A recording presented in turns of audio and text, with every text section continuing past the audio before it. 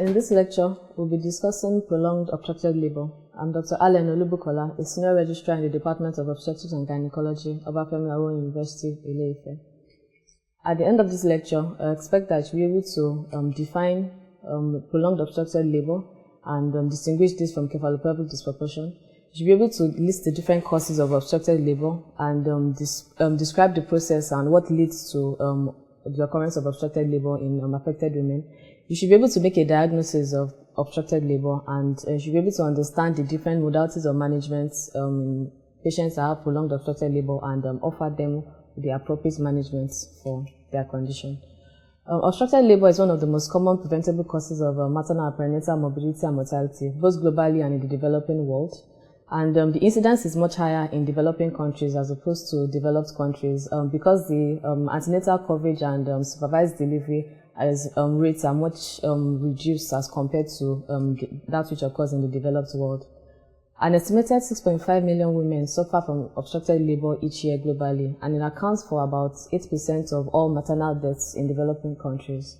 A study that was done in Ile-Ife in 2013 shows that prolonged obstructed labor accounts for up to 23% of maternal near miss in Ile-Ife, which is appalling because this is a preventable cause of morbidity and mortality in these women. So for some definitions so that we can understand the differences, cephalopelvic disproportion is defined as a previously unrecognized anatomic misfit between the maternal pelvis and the fetal presenting parts, despite adequate uterine contractions in the absence of any fetal or maternal compromise. And this is important to know because a cephalopelvic disproportion is something that occurs in labor and would have been difficult to diagnose before the onset of labor. Prolonged labor, meanwhile, is described or defined as active phase of labor which lasts longer than 12 hours. And obstructed labor is defined as an absolute condition in which there is a failure of labor to progress due to a mechanical factor, despite adequate uterine contractions, in which an intervention is needed, in which it prevents maternal and or fetal jeopardy. And this is important because obstructed labor, as noted here, is an absolute condition, which means that if it's not relieved, either through other means of delivery, there could be immediate compromise either to the mother or the baby or both of them. And prolonged obstructed labor is a sequelae of this, which occurs when obstructed labor is not easily identified and unrelieved, because it is not adequately recognized or intervention is not immediately available or offered to these women. So there are different causes of obstructed labor, and different things could lead to this. Some of the fetal causes include fetal malpresentation. Fetuses that present with face presentation or other presentations such as brow presentation, in which the presenting diameter is larger than that which is expected, and this prevents proper engagement of the fetal head into the maternal pelvis. This could lead to disproportion between the fetal head and the fetal presenting part and the maternal pelvis, which could then lead to obstruction in labor if it is not appropriately identified. Other presentations, such as transverse lie, breech presentation, and compound presentation, could also lead to obstruction if not identified early enough in labor. Malpositions, even for fetuses that are presenting cephalic, so malpositions such as persistent occipital-posterior position and persistent occipital-transverse position, because in these positions, the fetal head is deflex, such that the fetal presenting part is also greater than which is expected. So the engagement may not occur properly, and this will also lead to disproportion in labor. Then some fetal malformations, such as hydrocephalus, in which the fetal head is much larger than expected, abdominal tumors, cystic hygroma, which is a tumor that can be found in the fetal neck. Then in twin gestation, cases such as conjoined twins and other complications such as locked twins could also cause these complications in labor. So for the maternal risk factors that could lead to obstruction of labor, this includes a small pelvis, and this could be from different causes. In women who are of low socioeconomic status or who had a history of childhood malnutrition, there could be poor growth and poor bone development in these women. And this could lead to improper growth of the pelvis such that it does not reach adequate or adult size, and this could lead to complications in labor. In patients or in women who have had adequate nutrition or who have grown properly, they could have complications such as contracted or deformed bony pelvis, which could be due to accidents or could be due to congenital anomalies. This would also predispose them to having labor obstruction. Then some soft tissue tumors of the pelvis or the maternal pelvis, such as uterine fibroids, ovarian tumors, also some rectal tumors, could also lead to mechanical obstruction during the process of labor. So during normal labor, for labor to occur, there has to be a coordination between the powers, which is described as, which are the uterine contractions, the passenger, which is a fetus, which should be of average size, and then the passage, which is the maternal pelvis, which should be adequate. And if these three factors are fulfilled, then good vaginal delivery is anticipated. However, in the presence of obstruction from any of these causes as listed earlier, there is failure of descent despite adequate uterine contractions. So even though the powers are adequate and the passage is adequate, if there is any problem with the fetal head or any of the above in different permutations, then there could be mechanical obstruction. And one of the first signs to notice as a sign of impending obstruction is a slow progress in labor or an arrest in labor that had been progressing earlier. There's usually a gradual increase in the intensity, the duration and frequency of uterine contractions in obstructed labor because the uterine contractions persist, and then the interval between each contractions tends to reduce, and ultimately a state of tonic uterine contractions develops. So in the presence of this, the lower segments of the uterus typically elongates and becomes progressively thinner because these contractions are persistent, and this helps to accommodate the fetus as it's being driven from the upper uterine segment, which is still contracting persistently. And at this point, a circular groove which encircles the uterus is formed between the active upper uterine segment, which is still actively contracting, and then the distended, thinned out lower uterine segment. And this is called the pathological retraction ring, or also known as the Bandel's ring. And this is one of the signs that can be noted in patients who have had or who have prolonged obstructed labor. In primary gravity, that is in women who are currently in their first pregnancy, further retraction ceases after there has been persistent uterine contraction because of this obstruction, and the labor comes to a standstill because the uterus is exhausted, the uterine myometral fibers are exhausted from the persistent contraction. And ultimately the contractions cease. However, in multiparity, which are women who have had more than one previous delivery, there is persistence of this uterine contraction, and then retraction continues such that the lower uterine segments persistently thins out and dilates, and ultimately the lower uterine segments can rupture if if this obstruction is not relieved. And this is one of the more feared complications in women who have prolonged obstructed labor. So this diagram illustrates what we have discussed. So this is also known as the three-tumor abdomen that's seen in women who have prolonged obstructed labor. And this point labeled as 1 talks about the hipped up upper uterine segment, which is formed by persistent contraction of the upper uterine segment. So this is labeled as 1. And the part labeled 2 describes the thinned out ballooned lower uterine segment, and the point or the line in between them, which encircles the uterus, is known as the pathological retraction ring or the Bandel's ring. And the third part, which is the third component of the three-tumor abdomen, is caused by the urinary bladder, which is distended. And because of the obstruction of the fetal head, this could also block the bladder outlets and lead to distension of the bladder, which could subsequently become edematous. So the bladder becomes an abdominal organ due to compression of the urethra between the presenting parts and the pubic symphysis, and this leads to the three-tumor abdomen as discussed. And then the base of this bladder and the urethra, which are then compressed between the fetal presenting parts and the fetal skull, which is a bony structure, and the maternal pubic symphysis, which is also a bony structure, may undergo pressure necrosis because of the pressure in between these structures. And then this tissue might become devitalized over time because blood supply to these structures has been compromised. So the tissue could become devitalized and infected, and later this could slough off days after the woman has even eventually delivered, and could lead to development of a genitourinary fistula.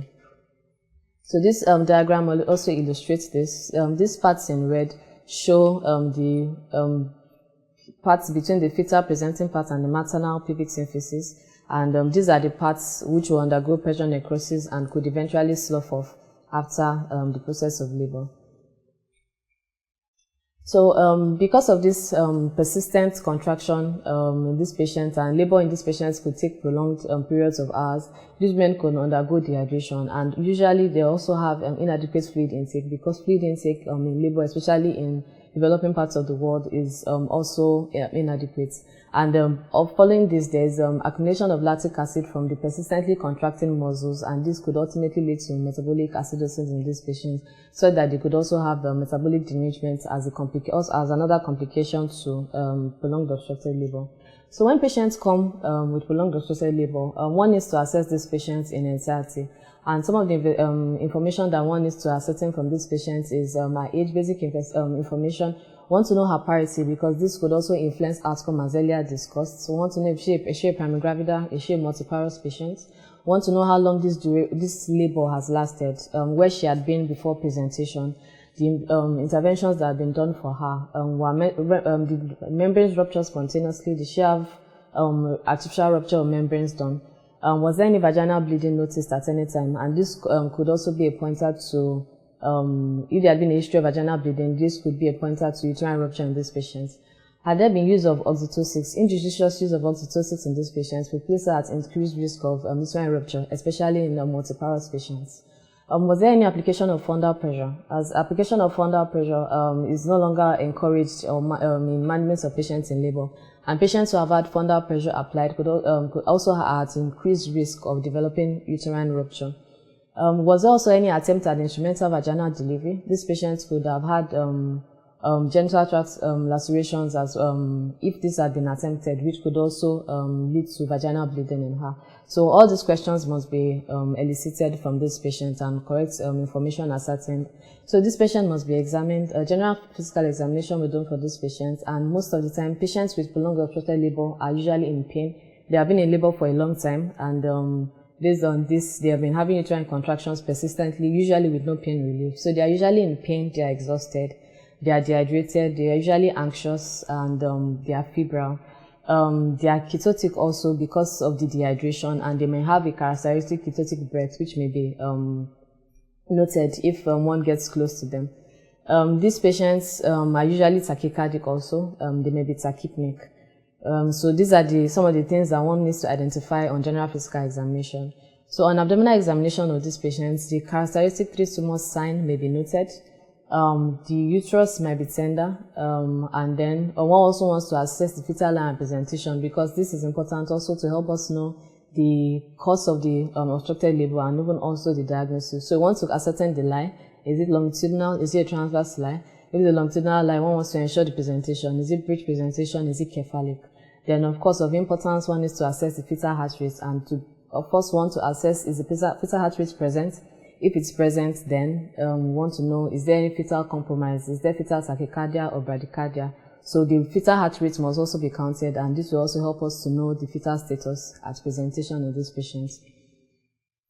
Now, on vaginal examination, some of the classical signs that could be seen in patients with prolonged obstructed labor, they could have an edematous vulva, and this could be very gross. And this is due to compression of the veins that would typically drain blood and from the vulva. So because of obstruction of these vessels from the impacted fetal presenting part, the vulva becomes edematous. The vulva is usually dry and warm, and then the cervix may be dilated or even fully dilated. And an important thing to note is the degree of caput and molding in this baby. Patients with obstructed labor usually have severe molding, up to grade 3 molding, and caput may be so severe as even to make assessment of molding difficult. And as such, is important. This is an important thing to note, because the severity of the caput may give one a false assurance of the descent of the fetal presenting part. So the descent in this patient should actually be assessed on abdominal palpation and not on vaginal examination, so as not to give a false reassurance. Then after examination, one would examine one's fingers, assess the state of the liquor. Is the liquor meconium stained? Is it blood stained? Is there any offensive vaginal discharge, which may be noted in patients who have had secondary vaginal, who could have secondary infections such as chorioamnionitis from mismanagement from other places. So then one also wants to ensure some features which could be suggestive of uterine rupture, and there are important things to note if they are present or not. If they are not, there are important negatives that one should rule out, such as a history of tearing abdominal pain or abdominal pain that became persistent after the onset of uterine contractions.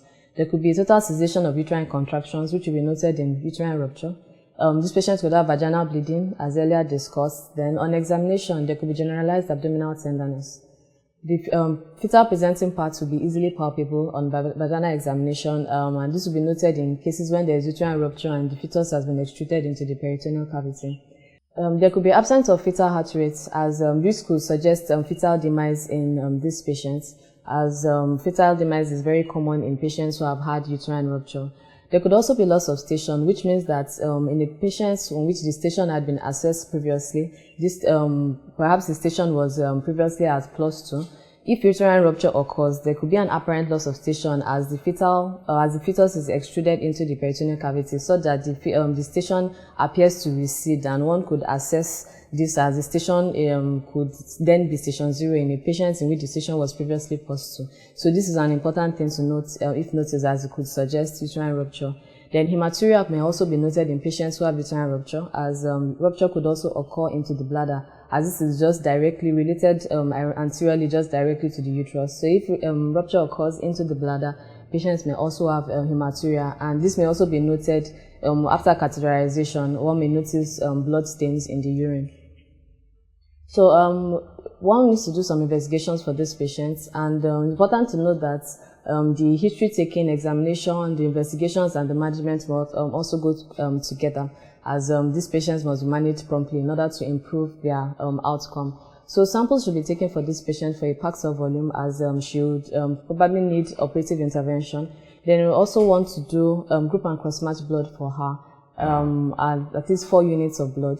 In order to ensure that blood is available, as she might be going for surgery, and then in order to preempt complications such as uterine rupture, which may be associated with massive obstetric hemorrhage. Then this patient may also have some electrolyte derangements and metabolic imbalances. So a serum electrolyte urea and creatinine screening should also be done for this patient. This will all help us to assess her baseline renal function, and if there are any electrolyte derangements, this could also be noted and corrected as appropriate. Urinalysis will also be done for these patients. One may notice ketonuria, which will also further strengthen the diagnosis of dehydration of this patient from prolonged obstructed labor. An endocervical swab microscopic culture and sensitivity may be considered, especially in patients who have any offensive vaginal discharge, or patients who have had rupture of membranes for prolonged periods of time before presentation or before eventual delivery. And this would also help in antibiotic regimen in these patients. So as earlier discussed, the management of this patient must be holistic, and this patient's prolonged obstructed labor is an obstetric emergency, and this patient must be resuscitated at the same time as which they are being evaluated.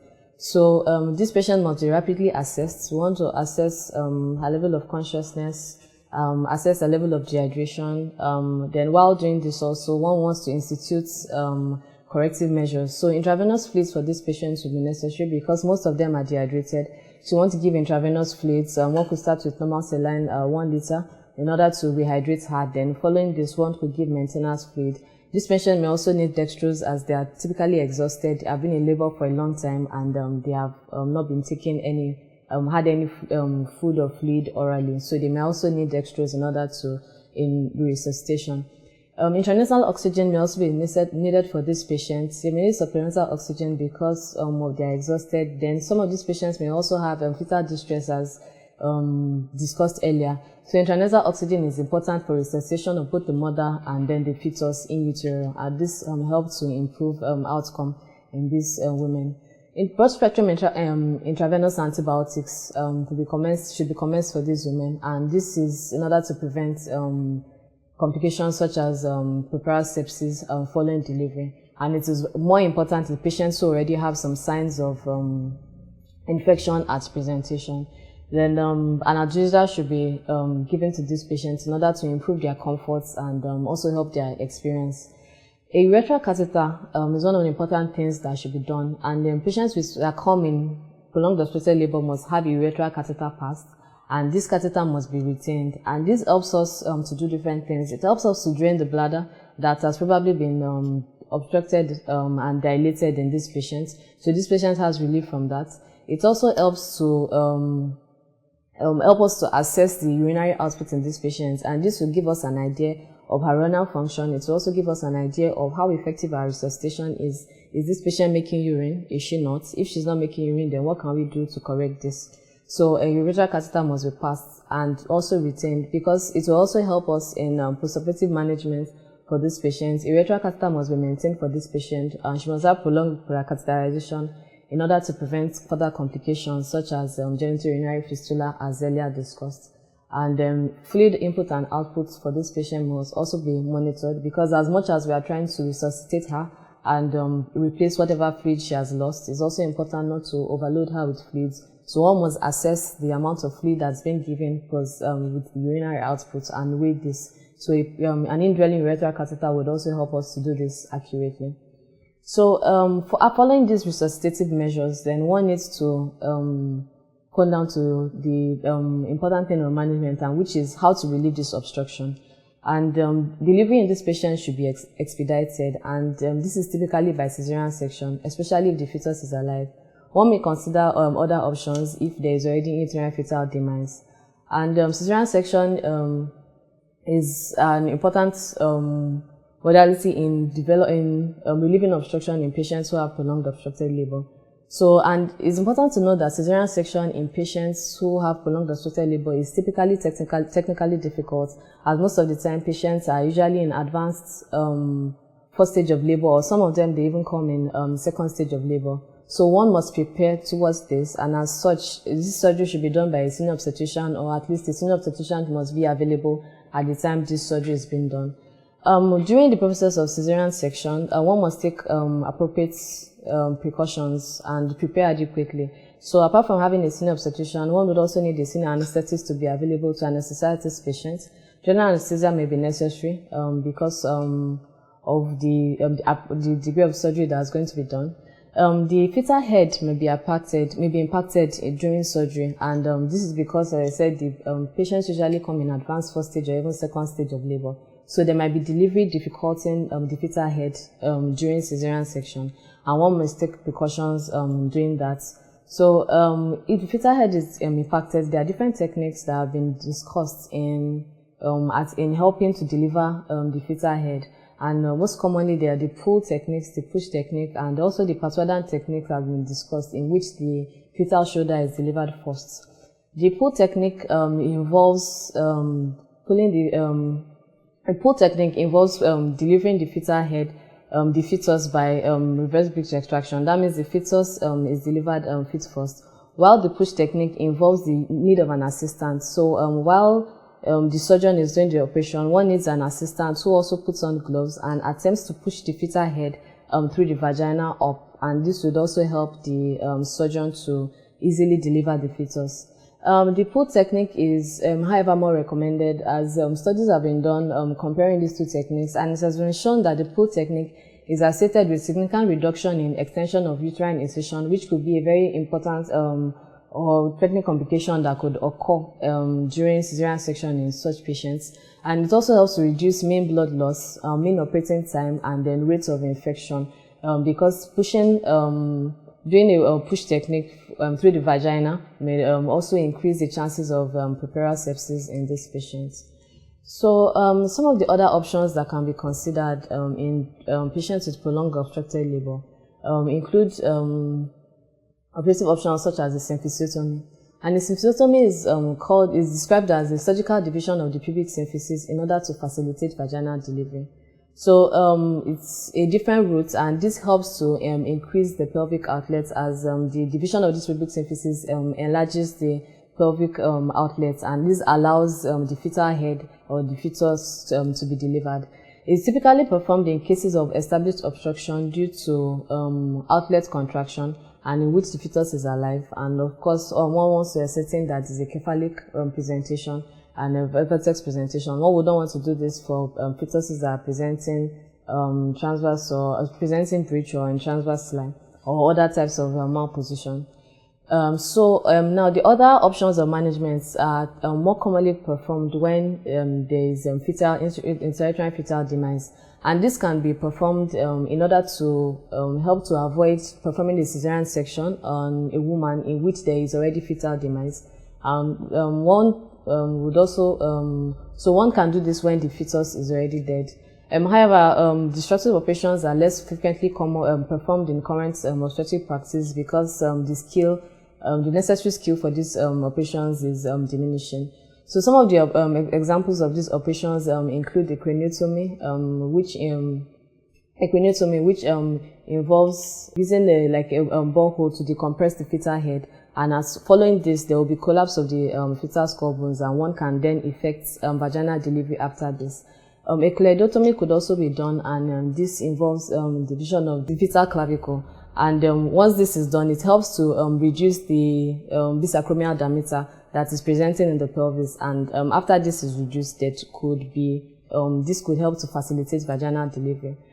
Decapitation and embryotomy are also other options of destructive operations. Decapitation involves separating the fetal head from the body using a blood-headless saw, and embryotomy could also be done, especially when there has been diagnosis of when there is intrauterine fetal demise, and then there are other complications such as abdominal tumors. And an embryotomy, this is done in order to decompress the fetal abdomen such that the diameter that's presenting is reduced, and following this, vaginal delivery can be accomplished.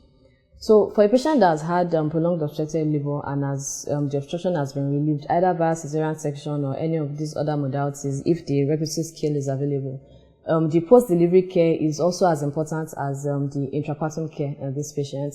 So following delivery, one needs to ensure that this patient is appropriately monitored, our vital signs are monitored, the temperature, the blood pressure. One also wants to will ensure that the urine output of this patient is monitored, as earlier discussed. Patients who have had prolonged obstructed labor are at increased risk of having primary postpartum hemorrhage, and this is because of these persistent uterine contractions that have gone on for so long a time, and so that after delivery the mammary fibers are exhausted, so one may not be able to achieve good contraction in order to preserve the uterine tone following delivery. So it's important to give this category of patients oxytocin infusion in order to prevent primary postpartum hemorrhage. Intravenous antibiotics must be continued, and after about 48 and 2 hours, this can be changed to oral antibiotics. However, antibiotics must be given to this patient for a requisite amount of time in order to prevent sepsis. Then continuous bladder drainage, as earlier discussed, is important. So urethral catheter must be maintained in these patients for at least 10 days. These patients must be counseled about the reason why this catheter needs to be prolonged and needs to be maintained for such a long period of time. They must also be counseled how to manage this catheter such that it does not get occluded, and to ensure that there's continuous bladder drainage. So this continuous bladder drainage helps the bladder which has already undergone necrosis and may have sloughed up to regenerate and then to heal. And this is important in order to prevent vesicovaginal fistula, which could be a very devastating complication of prolonged obstructed labor. This patient must also be counseled for future pregnancies and deliveries before she is discharged. The fact that a patient has had prolonged obstructed labor at one occasion does not mean she might not be able to achieve vaginal delivery in the future. However, this is a patient that must be appropriately managed and evaluated in her next pregnancy in order to prevent recurrence of such conditions. So some of the complications that could follow prolonged obstructed labor, the complications are diverse, and they could be both maternal and neonatal. The maternal complications, which are more immediate, are uterine rupture. Then patients could have primary postpartum hemorrhage. There could also be puerperal sepsis, which could follow infections. Patients could also have osteitis pubis, which will be inflammation of the pubic symphysis bone, and this is also due to the prolonged pressure on the pubic symphysis, and there could also be secondary infection of this pubic bone, which could lead to pain around the pubic symphysis. Patients could also have foot drop, or could also be known as obstetric palsy, which is caused by prolonged compression of the fetal head against the pelvic nerves, and this could lead to foot drop. However, a significant proportion of these patients usually would resolve after a while, and this may also be managed with physiotherapy and conservatively, and this could be associated with good outcome if appropriately managed. Some of the more dire complications which occur after a prolonged period of time include genitourinary fistulae, such as vesicovaginal fistulae, rectovaginal fistulae from the pathophysiology we have discussed earlier, and this could be very devastating complications for these patients. There could also be gynaectasia, and this could occur through the same pathway as the fistula. Because of this prolonged compression of the bladder and also the vagina in these patients, there could be pressure necrosis also in the vagina, and this could slough off. And the process of healing, the vagina heals by fibrosis, and this could diminish the capacity of the vagina. In some patients, there could be complete occlusion of the vagina, which could lead to both menstrual and sexual problems in the future. So some of the complications that could be seen in the neonates include birth asphyxia. In patients who have prolonged obstructed labor because of the asphyxia, because of the acidosis that would have occurred in these patients, some of the fetuses might come out acidotic. They might come out with bad APGAR scores. They also at increased risk of intracranial hemorrhage. There could be stillbirths in some of these deliveries. Then for those babies that do manage to survive, they could also have longer complications such as neonatal sepsis, and then more longer term complications such as the problems with neurodevelopmental development. There could also be cerebral palsy later on in life, and then ultimately there could be neonatal death. So now, an important thing to note is prevention of obstructed labor. As we have said, it's a preventable disease, and prevention is much better than the outcomes that could occur if a woman undergoes prolonged obstructed labor. So how do we prevent this? One of the things that we can do is to ensure good nutrition in childhood. For the girl child who has good nutrition, she's able to achieve good growth. The pelvis is able to achieve adequate appropriate size, adult size, and this could help to reduce the chances of mechanical obstruction during labor. Education of the girl child would also help in preventing this condition. In areas where there is low socioeconomic status and poor girl child education, there is an increased chances of childhood marriage, and this will also lead to early pregnancy and delivery, leading to prolonged obstructed labor. So it's important to educate our girl children. Preventing childhood marriage would also prevent this, as our girl children should be allowed to grow up until adulthood, and they will be educated enough to make right decisions. They will also be empowered in order to make good choices regarding their health. So for women who are already pregnant, they should be counseled about prolonged obstructed labor and how this can be avoided. We need to promote appropriate and accessible antenatal care and affordable antenatal care for our women. If there is accessible antenatal care for every woman in every village, wherever she is, which is provided by skilled birth attendants, then the incidence of this prolonged obstructed labor will be reduced.